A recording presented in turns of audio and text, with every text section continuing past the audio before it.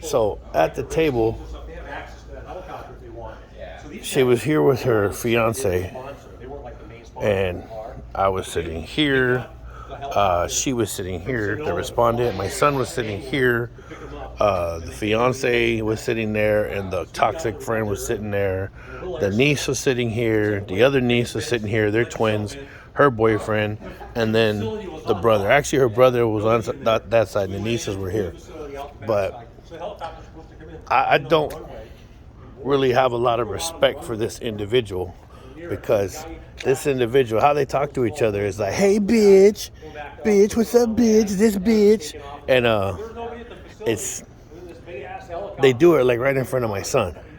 But this friend had an awkward relationship with her then fiance, but prior to that, there was a lot of infidelity. Like, she was being cheated on repeatedly. And so then she would call my spouse, "Hey, bitch, come down to Guadalajara's. My man cheated on me again." And she'd call her down there and get her drunk at Guadalajara's and then send her. We live in Lake Berryessa. That road kills people sober.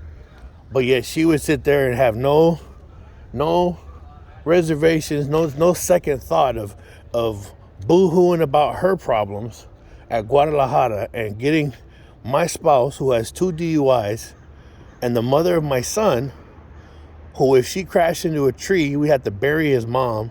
She had no problem with putting that on her. "Oh, come meet up with me, bitch, so I can complain about something that's happened so many times already."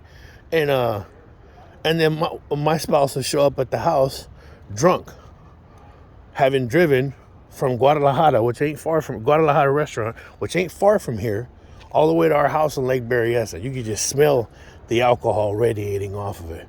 So it's kind of rough what I've been having to deal with in this matter. And then this turd mad dogging me at the damn courthouse when I'm the one who should be looking at her with disgust for having the audacity to do the things that she does in front of my son, and to knowingly understand that my spouse has an alcohol problem. Or maybe she doesn't know, but they knew at a certain point, but they have alcohol problems as well. You know, that's their way of dealing with life, is just to get more drunk.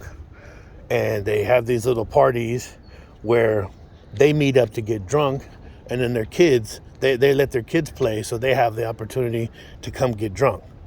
And there's been instances where my son told me that they were drinking and dancing, and then my wife drove home. And that's been the history of her alcoholism, and why the courts in San Diego put into place those protection measures. The same measures that I've been asking for here in Napa County, but was denied, despite the history, despite the photographs, despite the 911 call to stop her from trying to drive from Lake Berryessa to San Diego. And the people involved in this